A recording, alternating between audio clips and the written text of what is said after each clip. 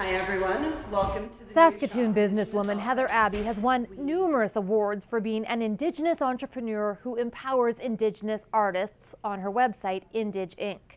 She's also received a lot of taxpayers' money, more than $160,000 over the past 4 years. Recent allegations of financial mismanagement have prompted Creative Saskatchewan to launch an audit. We hope for the best, but really until we do our review, we have not come to any conclusion. And we'll have to do that conscientiously, thoroughly, and ensure that the public dollars that have been invested in Indig Inc. and Heather Abbey's businesses match up.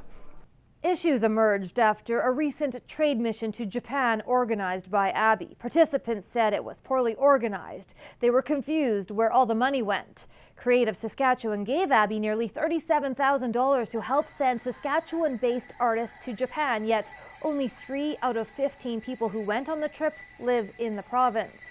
We've also learned she left a trail of unpaid bills in Tokyo. Back here, other business owners say they're owed money too. Frank Collins is a web designer in Saskatoon who says Abbey owes him at least $20,000, despite the fact she received a substantial grant from Creative Saskatchewan for website design.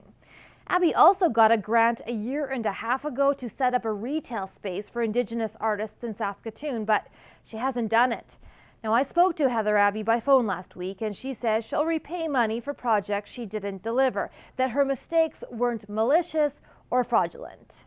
Whether or not I always made things happen and whether or not I always crossed the finish line, I did things with the best intentions possible. If what was reported does not match what was initially applied for, or if there's misinformation, missing information, or if any information was falsified, that would result in further action being taken. Abbey says she will repay nearly $60,000 to Creative Saskatchewan. The arts agency says it's still waiting for 2 final reports from the businesswoman. Bonnie Allen, CBC News, Regina.